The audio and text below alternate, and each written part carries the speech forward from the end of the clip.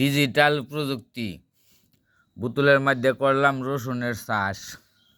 দেন তো কেমন হলো। এই যে দেখেন,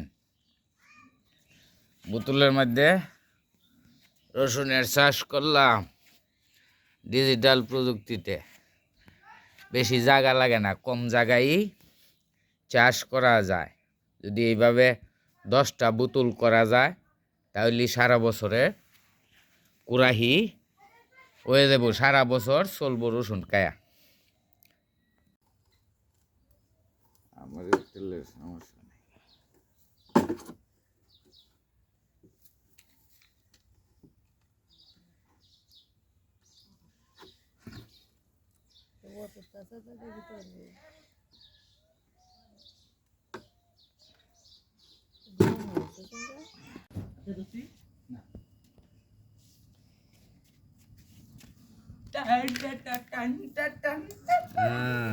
এই যে চতুর্দিকে লাগাইলাম। ওকে।